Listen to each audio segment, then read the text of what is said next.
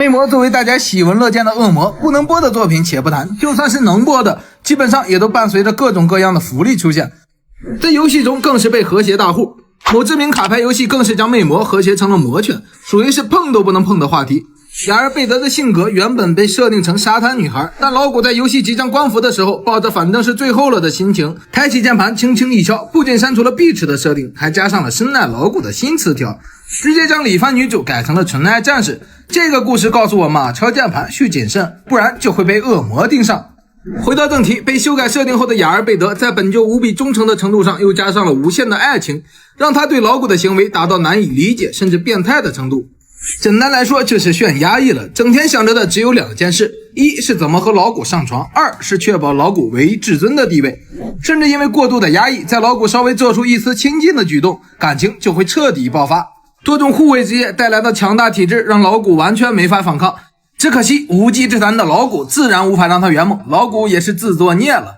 雅尔贝德对老古的爱与下酒完全不同，前者是如同灵魂烙印一般，而后者则是设定中有恋尸癖这一恐怖的属性。只能说玩山老贼特别喜欢反差设定，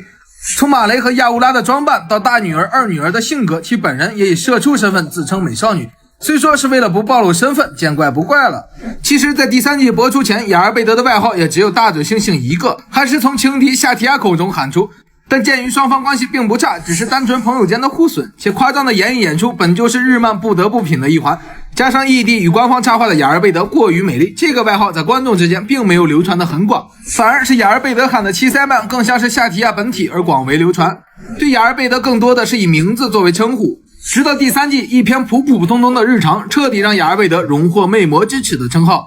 在平平无奇的一天，守护的女子组展示了什么叫三个女人一台戏。作为雅尔贝德坐骑的双角兽，通体漆黑的配色加上满身腱子肉与覆盖的盔甲，试想这样一匹骏马向你冲来，那种力量感和压迫感，配合战甲形态的雅尔贝德，真的不得不佩服翠玉露 OC 的能力。亚乌拉和夏九好奇双角兽有多强，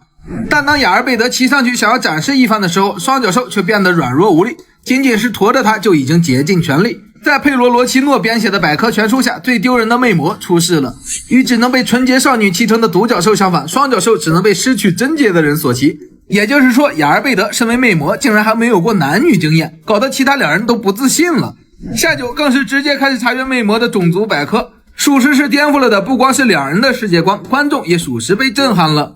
不过暴露自己是魅魔之耻也属实不怪雅尔贝德，他对于这个坐骑属实太陌生了，从召唤出双角兽准备触摸反而被双角兽躲闪，他却不知道理由就能看出，毕竟雅尔贝德的活动空间是王座之间，本就不会参与战斗，哪怕是真需他出手，作为大坟墓最强的盾，双角兽的防御都不及他，本来作用是保护主人的坐骑，真到了战斗中反而需要雅尔贝德照顾，于是他很少召唤这个坐骑，反正自己也能飞，机动性也不差。以上就是本期节目的全部内容，喜欢的点个关注，我们下期再见。